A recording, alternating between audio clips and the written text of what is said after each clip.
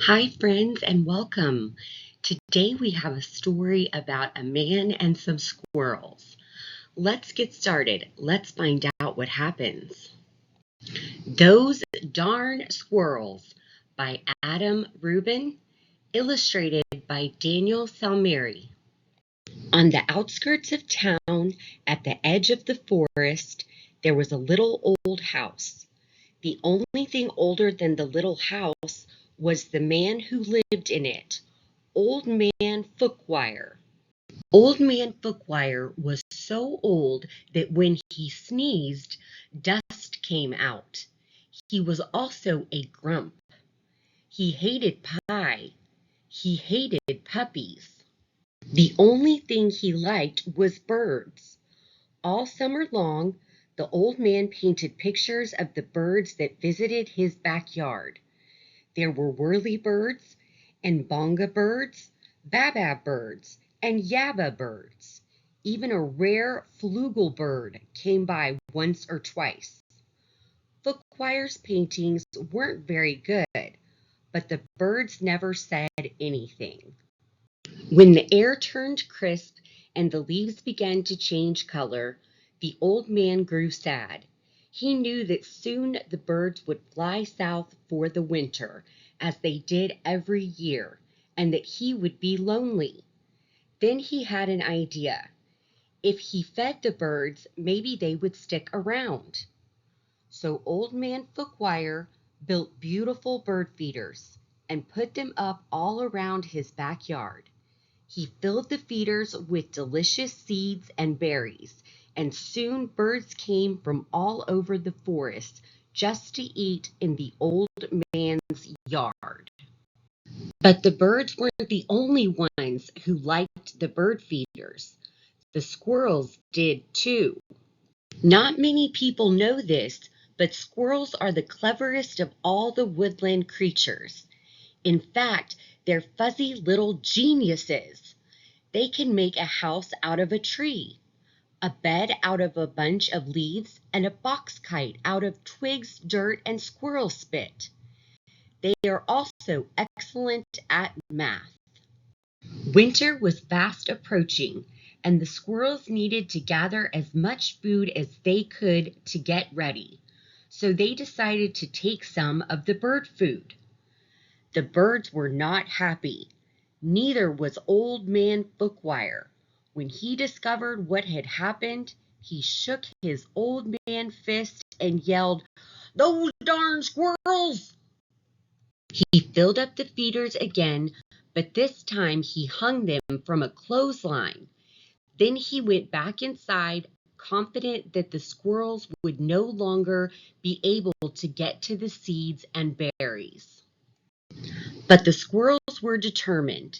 They devised a plan, and this time they took all the food from the bird feeders.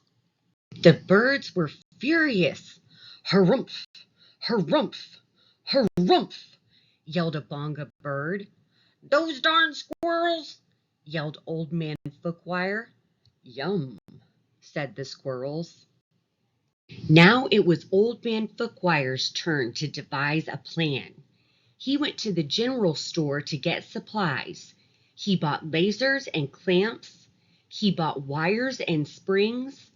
He bought all sorts of tools and built a veritable fortress around his bird feeders. Then he refilled them very carefully. "Na, na, na, na, na," snorted the flugel bird. The squirrels stayed up all night working out their strategy. They drank cherry cola and ate salt and vinegar chips to help them stay awake. Finally, they had it, the perfect plan. They put on their tiny helmets and prepared to launch themselves into the air, over the fence, between the lasers, and onto the bird feeders. The first squirrel misfired and hit a tree. The second squirrel went too high and landed in a bucket. The third squirrel sailed clear over the house. The birds laughed and laughed. They each had one last delicious mouthful of seeds and berries from the old man's feeders. Then they flew south for the winter, just as they did every year. "Civets," said the flugelbird. After the birds left, Old Man Fookwire was lonely, just as he was every year. He fixed himself some cottage cheese and pepper, his favorite snack, but he was still lonely. When he looked out the window, the squirrels could tell that he wasn't happy. "Go away!" shouted the old man. "I don't like you, squirrels." The squirrels held a meeting deep inside a large tree. They decided to give the old man a present to make up for taking the seeds and berries. Now, not many people know this, but squirrels are not only fuzzy little geniuses, they also collect just about anything they find on the ground.